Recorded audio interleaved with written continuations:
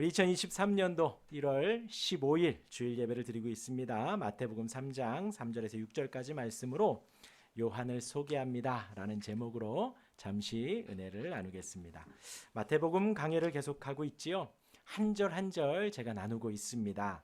하나도 빼먹을 수 없어서 한 절 한 절 제가 새벽 기도회 또한 금요 기도회 때 전하고 있습니다. 지난 주일에 우리 2장의 말씀을 나누는데 오늘 3장이지요.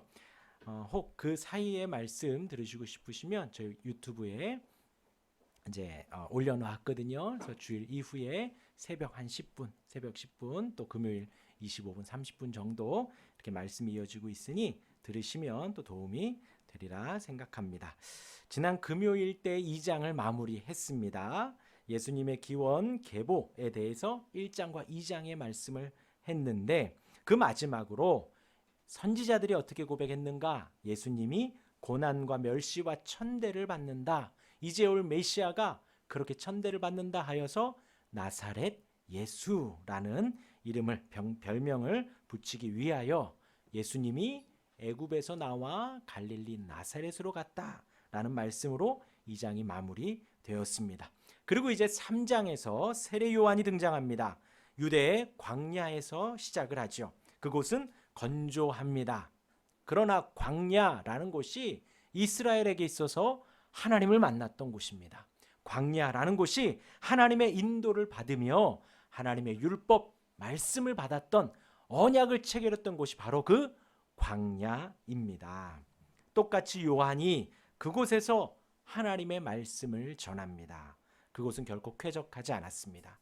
이렇게 공간이 막혀 있거나 하지 않았습니다. 바람이 불면 바람이 부는 대로, 또 뜨거우면 뜨거운 대로, 비가 오면 비가 오는 대로 그대로 노출되어 있는 곳이었습니다. 그런데 그곳에서 요한이 회개하라는, 천국이 가까이 왔다는 말씀을 전했지요.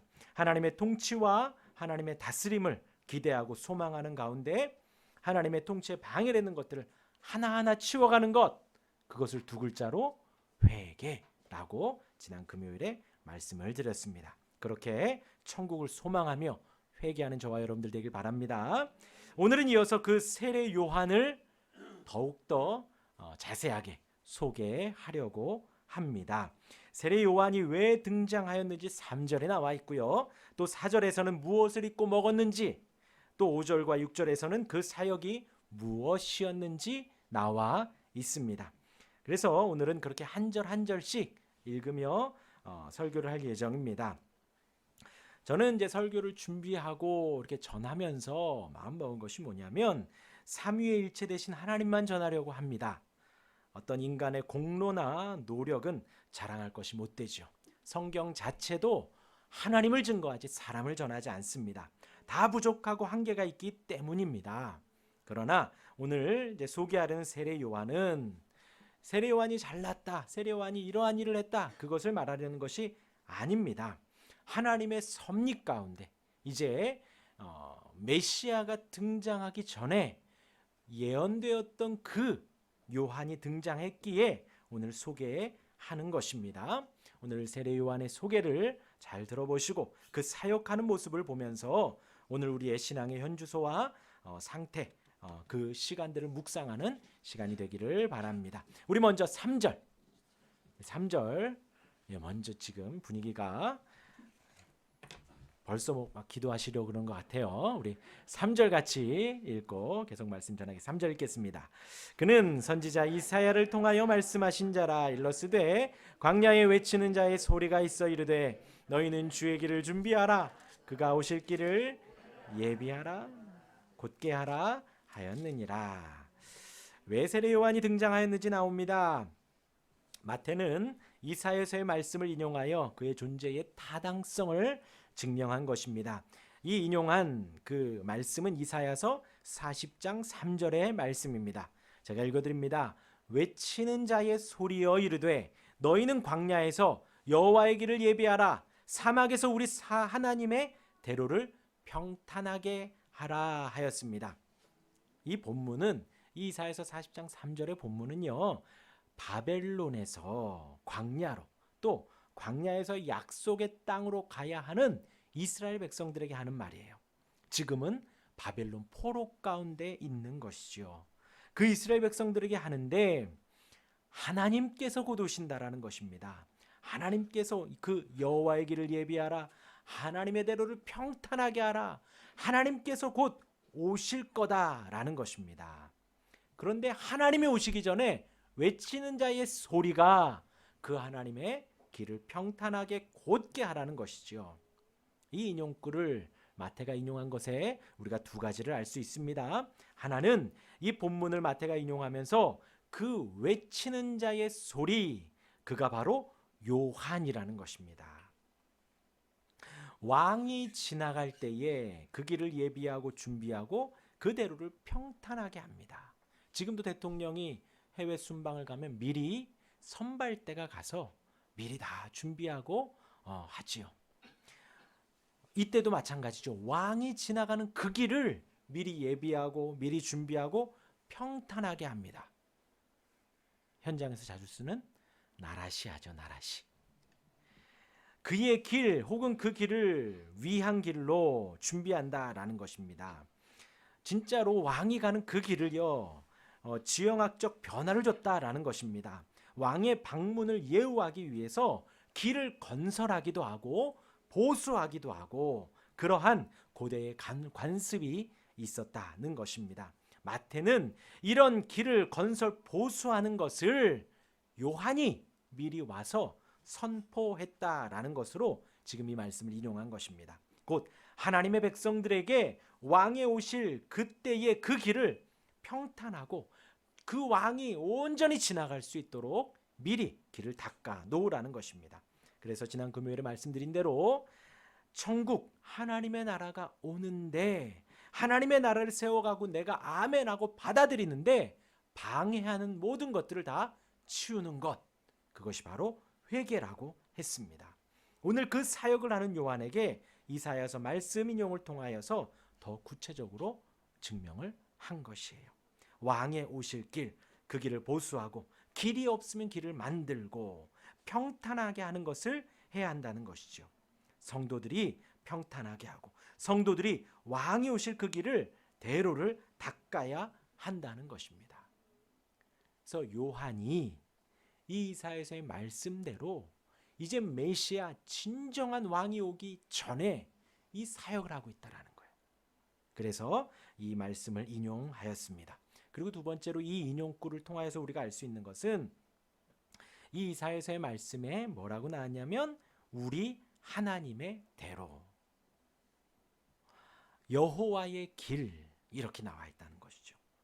그래서 요한 이후에 올 이 메시아, 그가 바로 누구다? 하나님이시다.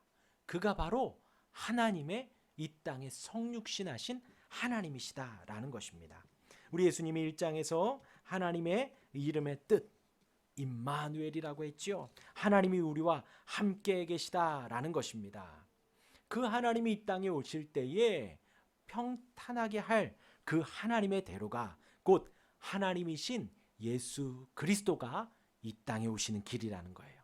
그래서 이 이사야서의 말씀을 인용하면서 그리스도가 신성을 가졌다, 예수님이 하나님이시다라는 것을 가르쳐 주는 거예요.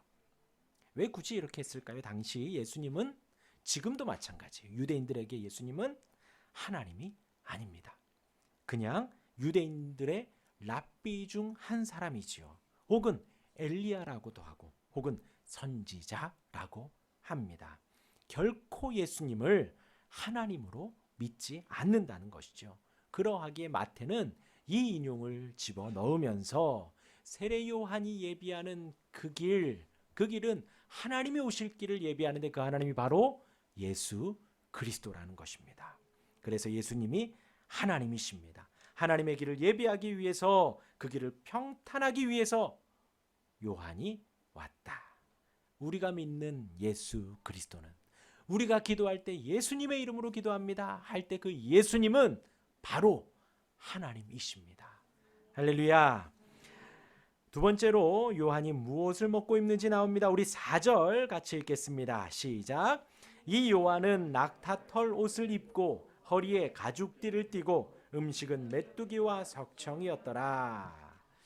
마태는 요한의 소박한 의복과 음식을 묘사합니다. 요한이 먹은 메뚜기는 모세 율법에서 유일하게 식용이 허가된 곤충입니다.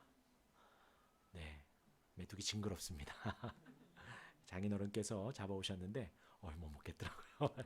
튀겨주셨는데 이상합니다. 근데 이제 율법에서 유일하게 먹으라고 한 곤충이 바로 메뚜기입니다. 그래서 메뚜기가 번성하는 곳에는 그 땅 주인의 주로 먹는 먹잇감이 되었다 합니다. 그리고 그 곤충이 영양분이 많대요, 메뚜기가. 그래서 이제 그 사람들은 뭐 새우처럼 새우젓 하는 것처럼 물에 담궈 놓기도 하고 소금을 이렇게 써서 또 햇빛에 말리기도 하고 꿀이나 식초에 담가 두고 또 밀가루를 넣어서 이렇게 튀겨 먹기도 했다고 합니다. 요한의 식생활이 그 메뚜기를 먹었다는 것이죠. 그리고 이제 석청은 자연적인 꿀, 뭐 돌에 나는 꿀이라고 하는데 이렇게 가다가 자연스럽게 얻을 수 있는 꿀을 먹었다고 합니다. 곧 요한은 광야에 있으면서 주어진 음식을 먹었다는 거예요. 혼자 이렇게 살아가는데 혼자 자라고 혼자 이동하고 얻을 수 있는 그러한 음식을 먹었다고 합니다. 그리고 이 식생활은 나시린과 또 비슷한 식생활이라고 해요. 뭐 이런 것이 중요한 것이 아니고 당시의 세례 요한은 그런 금욕적인 의복과 생활을 했다는 것입니다. 또 이것이 이제 후에 보니까 엘리야와 또 비슷하다라고도 해요. 또 세례 요한은 독신 생활을 했죠. 또 메시지를 보면 타협이 없습니다. 회개하라, 천국이 가까웠다. 세리들아, 군인들아 하면서 아주 직설적으로 설교를 하죠. 또 궁극적으로는 왕과 그의 아내에게 미운털이 박혀요. 그래서 나중에 이제 죽임을 당하지요. 이것도 또한 왕의 미움을 받은 것도 엘리야의 모습과 닮았다고 합니다. 이 부분에서 이제 중요한 것은 요한의 그 생활이 광야에 있으면서 자연스럽게 얻을 수 있는 메뚜기와 석청을 먹었다는 것이죠. 그런데 과연 오늘 아침 먹어야지 하고 보니까 메뚜기가 오고 점심 먹어야지 하니까 꿀이 생기고 저녁 먹어야지 하니까 또 메뚜기가 보이고 오늘은 좀 출출한데 야식을 좀 먹어야겠다 하면 메뚜기 튀김이 나오진 않았을 거예요. 그렇죠? 설마 그렇게 상상하신 건 아니지요? 오늘은 메뚜기 회를 좀 먹고 싶네. 메뚜기 좀 절인 걸 먹고 싶네. 아니죠. 어떤 날은 한 2, 3일 굶기도 했을 것 같아요. 또 어떤 날은 좀 풍족했겠지만 좀 덜 먹기도 하고 했을 것 같습니다. 여기에서 우리 요한의 생활에서 우리의 적용점은 우리도 메뚜기 먹고 석청 먹어야 합니다가 아니라 우리의 이런 일상생활에서 요한이 최소한의 주어진 생활만 했다라는 것입니다. 무슨 옷을 입을지 무엇을 먹을지 염려하지 않았다는 것이에요. 그런 것을 신경 쓰지 않고 하나님이 주실 때 먹고 하나님이 주실 때 입었다라는 것입니다. 이 시대에 우리에게 어떤 의미가 있을까요? 저희는 아직 특별 새벽 기도를 한 적이 없습니다. 이제 이사 가면 할 예정입니다. 마음 단단히 먹으십시오. 이사 가면 특별 새벽 기도회를 합니다. 그리고 특별 금식을 혹은 선포하기도 하죠. 한 끼씩 금식하자고. 이게 다 헌법에 나왔더라고요. 우리 고신교단 헌법에 나왔습니다. 그래서 해도 될 것 같아요. 네. 금식을 선포합니다. 한 끼 이렇게 금식을 하죠. 이때 중요한 것은 뭘까요? 새벽에 나와서 기도하고 말씀 듣고 이제 돌아가시죠. 혹은 이제 금식한다고 점심 한때 혹은 아침 한때를 우리가 식사를 하지 않습니다. 그러면서 이제 새벽 기도하고 집에 가셔서 오전에 푹 주무시고 혹은 아침 한때 점심 한때 식사 안 하면서 핸드폰 보고 뭐 쇼핑하고 하라는 것이 아니지요. 그 시간을 아침에 떼어서 기도하고 말씀 보고 하나님과 교제하는 것입니다. 혹은 한 끼를 금식하면서 뭐 밥 먹는 시간 한 30분에서 1시간 정도 시간에 우리가 말씀을 보고 기도하는 것입니다. 그 경건의 시간을 하기 위해서 기도를 하고 특별 기도를 하고 그 경건의 시간을 갖기 위하여 우리가 금식을 하는 것이죠. 우리 하루 24시간을 보내면서 우리가 이 세상에서 살아갑니다. 정신없이 살죠. 바쁘게 살아가죠. 그러하며 우리가 하나님을 기억하고 하나님을 알아가고 하나님의 말씀을 대하고 기도하는 시간이 얼마나 있는가, 그 시간을 우리가 함께 장려하고 공유하기 위하여 특별 새벽 기도회를 선포하고요, 혹은 특별 금식 기간을 선포하는 것입니다. 요한이 낙타털옷을 입고 메뚜기와 석청을 먹은 것, 내일은 뭐 먹을까? 제가 예전에 한번 식당에 갔는데요, 아주 건강하신 분이 손님으로 오셨어요. 특으로 주문을 하시더라고요. 음식이 나오는데 전화를 합니다.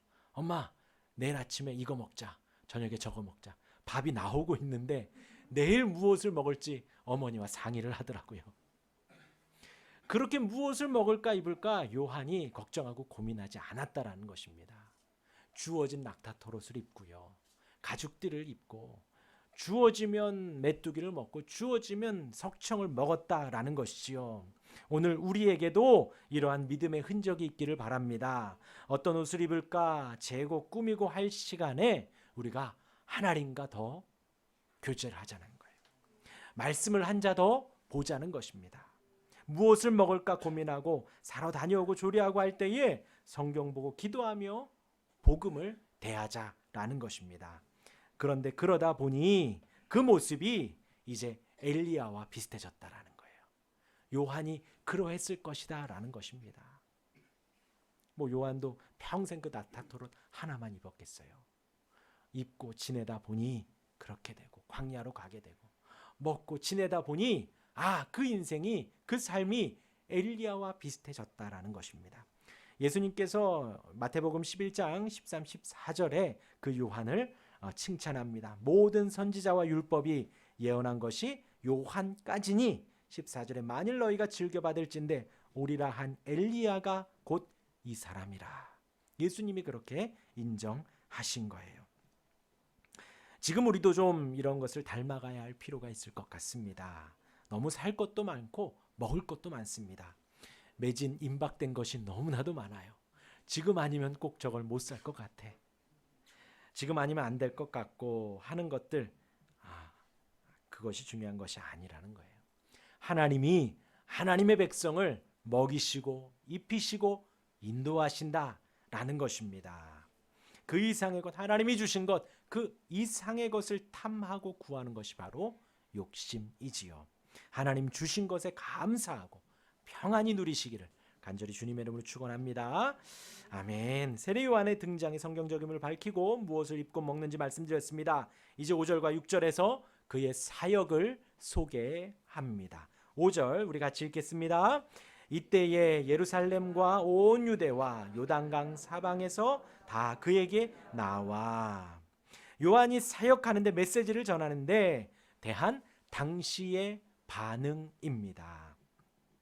예루살렘과 온 유대와 요단 온 지역에 사람들이 요한에게로 나와서 자기들의 죄를 자복하고 요한에게 물 세례를 받았다 기록하고 있습니다.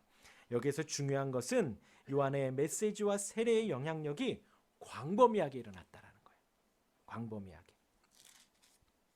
오늘 5절에 온 유대와 요단강 사방에서 다 그에게 나왔다. 이게 어떤 표현이냐면요, 그 요한의 그 영향력이 광범위하게 일어났고, 그리고 정기적으로 있었다는 거예요. 그리고 반복적으로 있었다는 것입니다. 그러니까 요한이 혼자 막 이렇게 있다가 사람들 어쩌다가 오면 설교하고 한 게 아니라 정기적으로 사람들이 몰려왔다는 거예요. 그리고 반복적으로 있었다는 것입니다. 그러니까 마태가 이렇게 표현을 한 거예요. 자, 생각을 해보십시오. 요한이 사역하던 곳은 요단강 근처의 광야입니다. 예루살렘에서는 한 32km 떨어졌대요. 32km.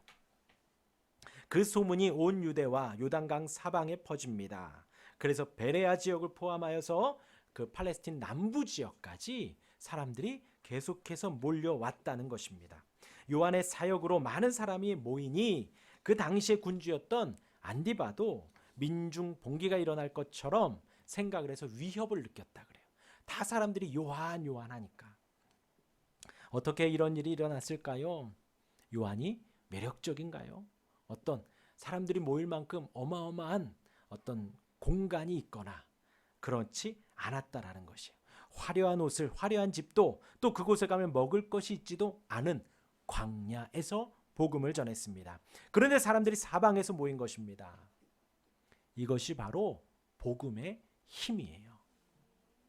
사람들은 하나님의 말씀, 곧 복음에 귀를 기울입니다. 우리가 그렇게 창조가 되었다라는 거예요. 하나님의 말씀이 바르게 전해지는 것에 사람들이 모이게 되어 있다라는 것입니다. 주의 말씀은 계속해서 흥왕합니다.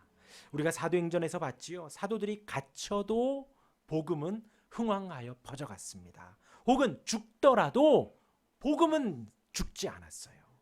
예루살렘 교회가 핍박으로 없어져서 흩어졌는데 그 흩어진 곳에서 다 복음이 전파가 된 것입니다. 이것이 복음의 힘입니다. 살아계신 하나님의 말씀의 힘입니다. 세례 요한이 광야에서 복음을 전하는데 예루살렘과 온 유대와 요단강 사방에서 복음을 듣기 위해서 모인 것입니다. 주의 말씀은 그때나 지금이나 계속해서 흥왕합니다. 그래서 우리가 기도해야 돼요. 내 안에도 말씀이 흥왕하게 하옵소서.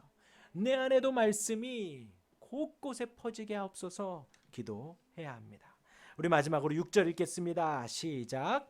자기들의 죄를 자복하고 요단강에서 그에게 세례를 받더니. 이 문장에서 우리는 요한의 세례를 한번 생각해 볼 수 있습니다. 당시 세례는 물을 이렇게 흩뿌리기도 했고요. 대부분은 요단강에 푹 잠기는 침례를 행했다고 합니다. 그런데 이제 이 목사들 사이, 신학자들 사이에서 논란이 좀 많아요. 왜 요한이 세례를 시작을 했는가? 어떠한 연유로 되었는가? 왜냐하면 구약에서는 할례가 그 세례의 예식과도 같았습니다. 그러니까 구별된 백성들에게 할례를 행했지요. 그런데 그것이 왜 신약에 와서 세례로 되었는가에 대한 갑론을박이 좀 많습니다. 그런데 이제 딱히 이거다라는 아직 정해진 이론은 나오지 않았습니다. 그런데 이제 좀 우리가 추측해 볼 수 있는 것은 뭐냐면요. 가장 지지받는 것은 시편과 이사야와 예레미야 말씀, 선지자들의 말씀 속에서 죄 용서와 영적인 순결과 어떤 종말론적인 복의 표시로 볼 때 종종 물로 정결하게 하는 것을 말했다라는 거예요.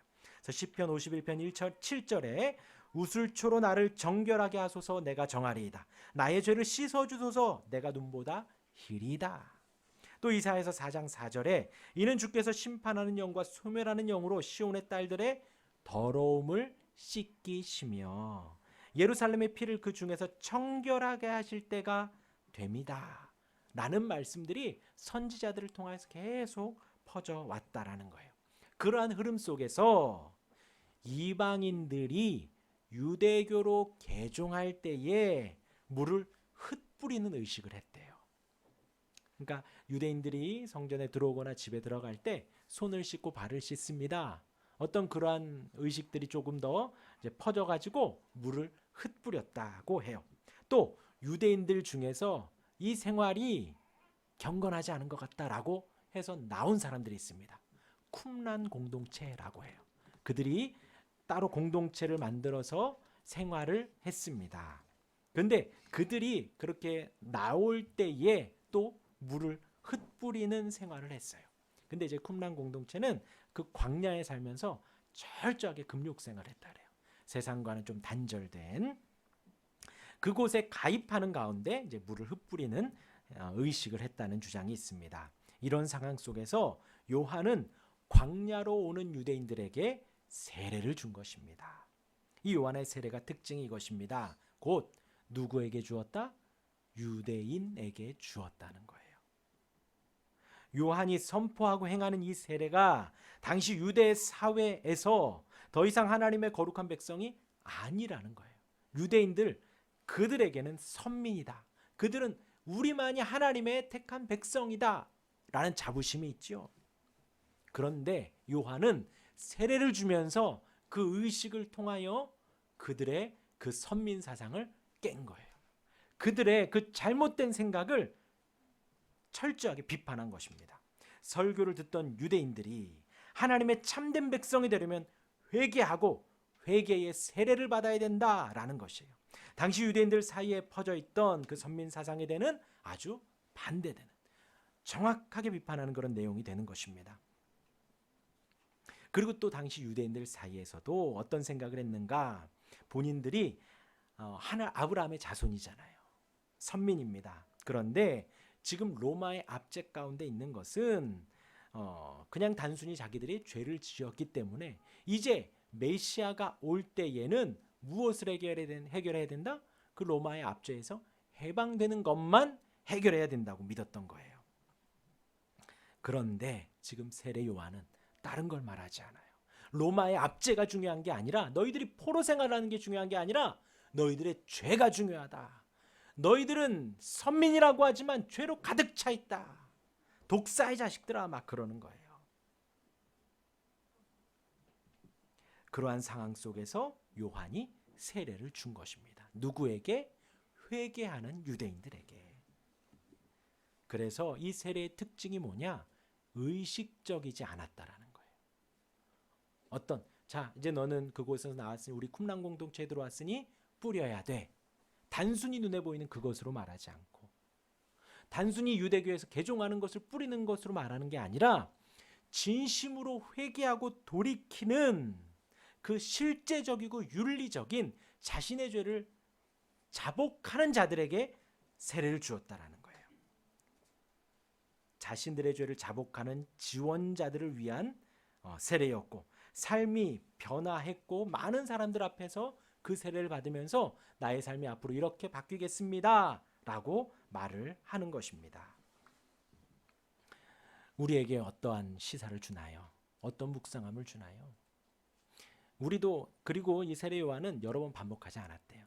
그렇게 한 번 딱 주었다고 합니다. 우리도 세례를 한 번 받죠. 다 받으셨습니다. 그리고 이제 우리는 이 자리에 나오면서 이 자리에 앉아 있으면 우리가 의식적으로 앉아 있으면 안 된다는 거예요. 우리 마음 안에, 우리 안에 계속해서 개혁과 갱신과 죄 용서에 대한 사모함이 있어야 된다는 것이지요. 세례 요한의 메시지가 바로 그것이었어요. 지금 너희가 하나님의 말씀대로 뜻대로 살고 있지 않다는 것입니다.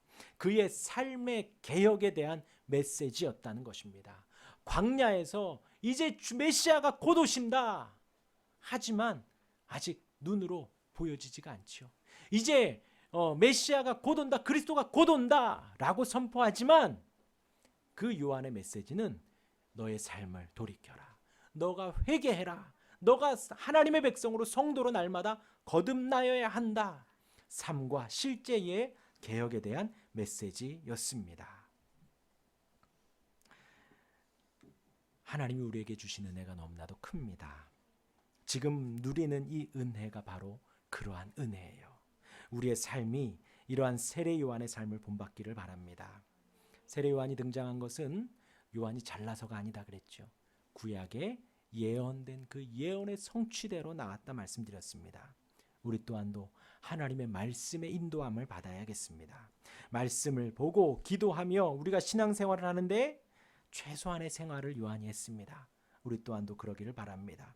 오직 복음만을 의지하고 복음이 흥왕하여 갔다 했습니다. 우리 마음 안에, 우리의 심령 안에 복음이 더욱더 충만하기를 바랍니다. 또한 그 하나님의 말씀으로 갱신과 개혁이 되며 우리가 날마다 하나님의 백성으로 성도로 거듭나 살아갈 수 있기를, 그렇게 되어 가기를 저와 여러분들이 되기를 주님의 이름으로 축원합니다. 아멘.